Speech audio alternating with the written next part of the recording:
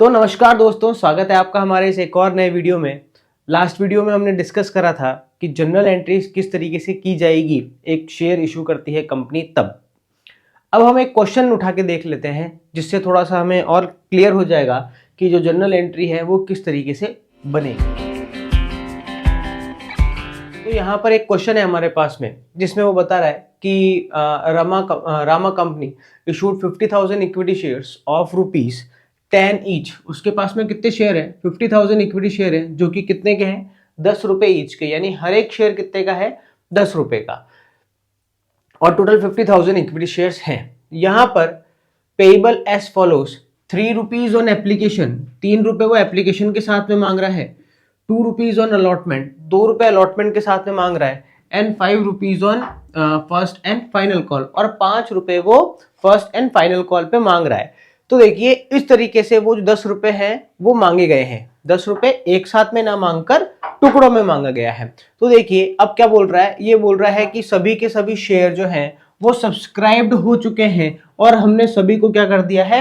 Allotment कर दिया है। सब्सक्राइब का मतलब आपको पता ही है, जब आप अपने शेयर्स मार्केट में इशू करने जाते हैं तो सामने से जितनी एप्लीकेशंस आती हैं, जितने लोग बाग आपके शेयर्स परचेस करने में इंटरेस्ट दिखाते हैं, उसे बोला जाता है सब्सक्रिप्शन। तो ये सारे के सारे शेयर्स फुली सब्सक्राइब्ड हो गए हैं। इसका मतलब जितने शेयर्स हम बेचना चाहते हैं उतनी एप्लीकेशंस हमारे को रिसीव हो चुकी है। तो यहां पर इसकी अब जनरल एंट्रीज कैसे बनेगी वो देख लेते हैं। जैसा कि मैंने लास्ट वीडियो में भी बताया था, हम पेयर बना रहे हैं, यानी हर एक इवेंट पे 2 एंट्री हो रही है। एप्लीकेशन पे 2 एंट्री होगी, अलॉटमेंट पे फिर 2 एंट्री होगी, और फर्स्ट एंड फाइनल कॉल पे फिर से 2 एंट्रीज होगी। होगा क्या? मैंने जो तुम्हें कहानी बताई थी उसके अकॉर्डिंग क्या था कि सबसे पहले तुम्हें क्या रिसीव होगी? एप्लीकेशंस रिसीव होगी, और एप्लीकेशन कभी भी कोरी रिसीव नहीं होगी, उसके साथ में तुम्हें कुछ पैसा रिसीव होगा। तो यहां पर जो पहली एंट्री बनेगी वो एंट्री बनेगी बैंक की। तो यहां पर फर्स्ट एंट्री क्या होने वाली है? फर्स्ट एंट्री होगी यहां पर बैंक की, जो कि बनेगी बैंक अकाउंट डेबिट, यानी अमाउंट रिसीव हो रही है टू इक्विटी शेयर एप्लीकेशन। अब देखो इस क्वेश्चन के अकॉर्डिंग हमें 50,000 एप्लीकेशन रिसीव हो गई है, तो 50,000 पे हमने एप्लीकेशन पे पैसा कितना मांगा? 3 रुपए मांगा। तो टोटल हमें अमाउंट रिसीव कितनी होगी? 1.5 लाख रुपए। तो ये हमने एंट्री कर दी 1.5 लाख रुपए से। ठीक है, अब हमें क्या करना है? इस अमाउंट को ट्रांसफर करना है कैपिटल के अंदर। तो अब सेकेंड एंट्री हम क्या करेंगे? यहां पर इक्विटी शेयर एप्लीकेशन क्रेडिट हुआ था, अब हम यहां पर इक्विटी शेयर एप्लीकेशन को डेबिट कर देंगे। तो हम यहां पर लिखेंगे equity share application account debit to equity share capital. और ये जो 1.5 लाख रुपए है, ये 1.5 लाख रुपए ऐसे के ऐसे यहां पर ट्रांसफर हो जाएंगे। इस जगह मैं आपको एक चीज समझाना चाहता हूं कि अभी हम एक कंपनी जो है वो यहां पर 50,000 शेयर्स इशू करना चाहती है, और क्वेश्चन में वो हमें बता रहा है कि सभी शेयर सब्सक्राइब हो गए हैं। इसका मतलब ये हुआ है कि हम 50,000 शेयर बेचना चाहते हैं और 50,000 ही एप्लीकेशन क्या हो गई है? हमें रिसीव हो गई है। तो यहां पर इस कंडीशन को हम बोलेंगे कि हमारे शेयर्स फुल्ली सब्सक्राइब्ड हो गए हैं। पर क्या जरूरी है ऐसा कि हम 50,000 बेचना चाहें और 50 की 50,000 ही एप्लीकेशन आ जाए? कम भी आ सकती है और ज्यादा भी आ सकती है। तो उस सिचुएशन को क्या बोलेंगे? जैसे हम 50,000 शेयर बेचना चाहते हैं पर हमारे पास में एप्लीकेशन रिसीव हो गई 60,000, इसको बोलेंगे ओवर सब्सक्रिप्शन। और इस कंडीशन को कहेंगे fully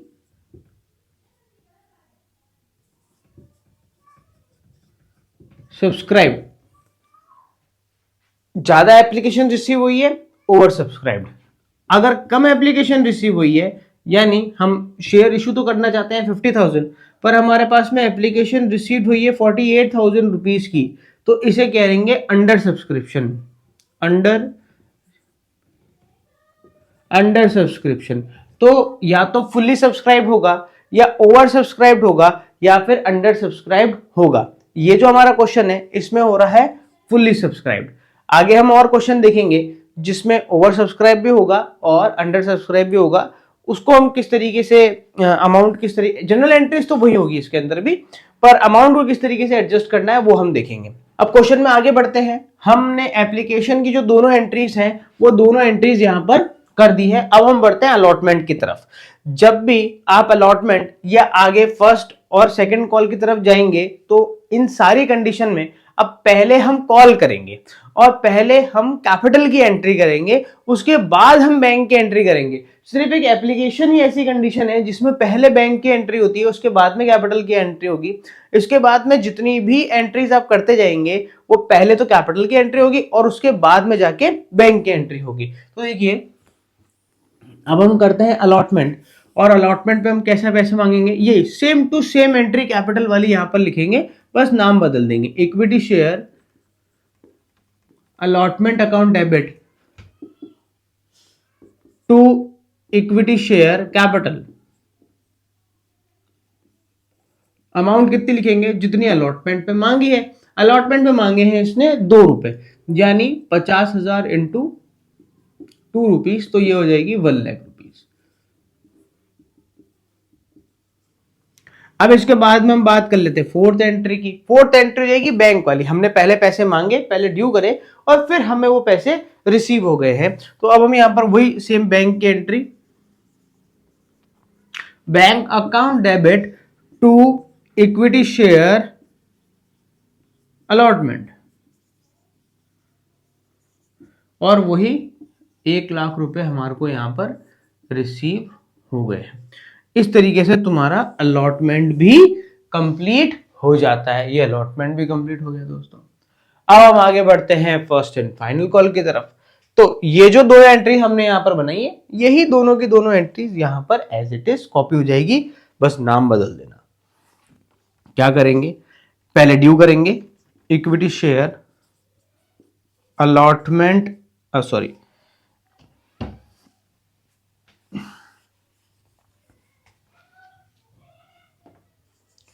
equity share first and final call account debit, final call account debit to equity share capital.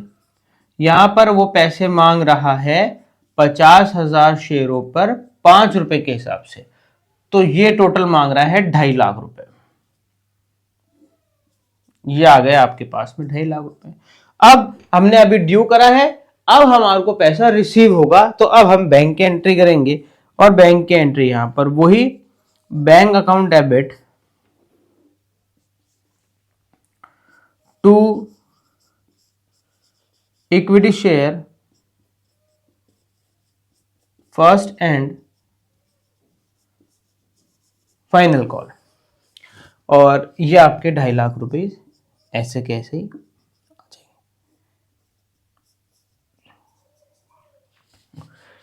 दो एंट्री एप्लीकेशन की, दो एंट्री अलॉटमेंट की, और दो entry first and final call की। इस तरीके से ये क्वेश्चन कंप्लीट हो जाता है।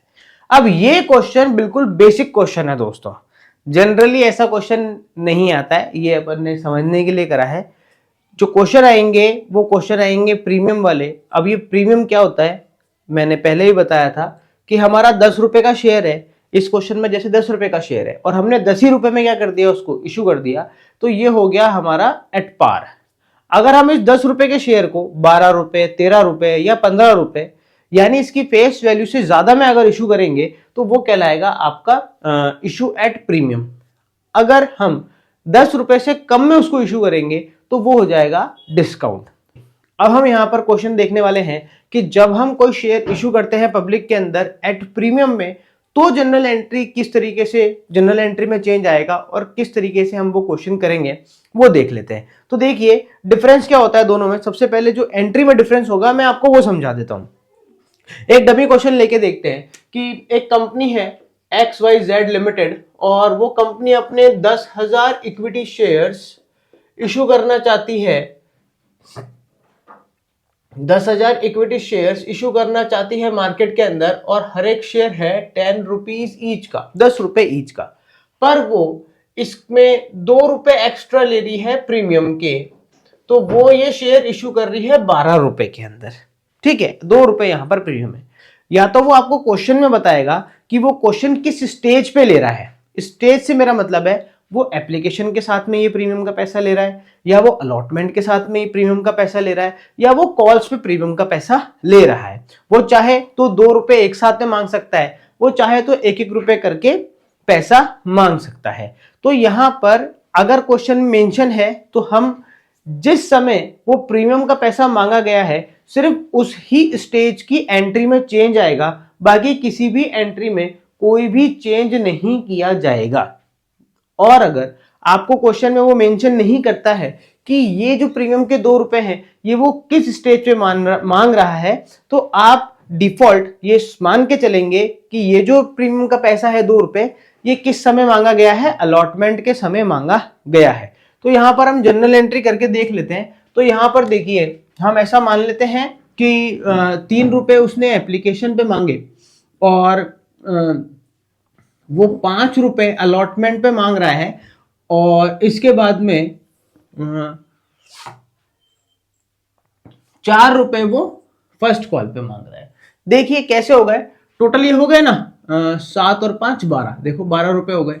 तो हम ये मानते हैं कि ये जो अलॉटमेंट में 5 रुपए मांगे, ये 5 रुपए उससे कैसे मांगे हैं, 3 रुपए तो कैपिटल के हैं और 2 रुपए किसके हैं, प्रीमियम के हैं। तो इस तरीके से ये 5 रुपए बने। ये जो 5 रुपए बने हैं उसमें 3 रुपए तो कैपिटल के हैं और 2 रुपए किसके हैं, प्रीमियम के हैं। तो अब हम इसकी जनरल एंट्री करके देखते हैं। इसकी जनरल एंट्री भी हो जाएगी और साथ ही साथ आपको डिफरेंस भी समझ में आ जाएगा। देखिए जो फर्स्ट एंट्री है, क्या हमने एप्लीकेशन पे मांगा, क्या प्रीमियम नहीं मांगा, तो एप्लीकेशन की एंट्री में किसी तरह का कोई चेंज नहीं होगा। हमने जो प्रीवियस वीडियो में जो क्वेश्चन करा था बिल्कुल सेम टू सेम वही जनरल एंट्री यहां पर भी बनेगी। यहां पर जो फर्स्ट जनरल एंट्री बनेगी वो बनेगी बैंक की, और वो जनरल एंट्री होगी bank account debit to equity share application, और ये एंट्री होगी तुम्हारे 10,000 शेयर, कितने रुपए मांगे गए हैं, 3 रुपए मांगे गए हैं, तो 30,000 रुपए से ये एंट्री यहां पर हो जाएगी। जो सेकेंड एंट्री है वो सेकेंड एंट्री इस पैसे को कैपिटल में ट्रांसफर करने की है। वो एंट्री में भी किसी भी तरह का कोई भी बदलाव नहीं होगा, वो एंट्री भी बिल्कुल ऐसी कैसी हो जाएगी यहां पर, और वो एंट्री होगी equity share application account debit to equity share capital, वही 30,000 रुपए से ये वाली एंट्री भी हो जाएगी। अब देखो आगे जब हम बढ़ेंगे तो अब हम यहां पर आ गए हैं अलॉटमेंट पे। अब अलॉटमेंट हमारा सिंपल नहीं है, अलॉटमेंट में यहां पर हमें प्रीमियम का पैसा भी मांगा गया है। तो देखो एंट्री में बदलाव क्या होगा। बदलाव वाली एंट्री बताने से पहले मैं तुम्हें वो रिमाइंड कराना चाहता हूं जो एक सिंपल एंट्री होती पहले, यानी जो हमने प्रीवियस क्वेश्चन में करी थी। अगर यहां पर प्रीमियम नहीं होता,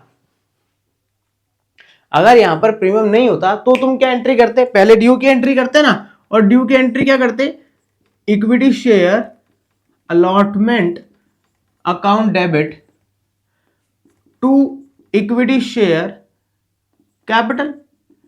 अरे भैया यही एंट्री करते कि नहीं करते, करते ना। तो हमें बस क्या करना है, यहां पर ये जो कैपिटल है इस कैपिटल में कितना जाएगा, 10,000 शेयर है हमारे, 10,000, इस पर हमने कैपिटल कितने मांगे हैं, 3 रुपए, तो यहां पर तो आ जाएगा भैया 30,000 रुपए।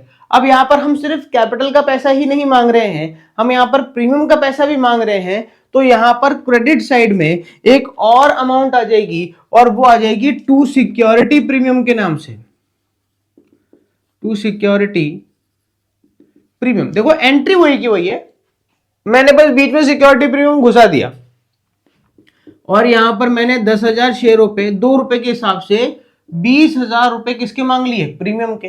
तो टोटल 5 रुपए मांगे, 5 रुपए के हिसाब से 50,000 बनते हैं, देखो 50,000 हो रहे हैं। तो इसीलिए मैं अलॉटमेंट पे कितना ड्यू कर रहा हूं, इसलिए मैं अलॉटमेंट पे यहां पर अमाउंट लिखूंगा 50,000। 50,000 मांग रहे हैं, पर वो 50,000 बन कैसे रहे हैं, 20,000 तो सिक्योरिटी प्रीमियम के और 30,000 किसके, कैपिटल के। इस तरीके से हम अलॉटमेंट पे टोटल पैसा कितना मांग रहे हैं, 50,000। बस ये जो एंट्री मैंने करी है सिर्फ इतना ही चेंज है, बाकी किसी तरह का कोई चेंज नहीं है आगे की किसी भी एंट्रीज में।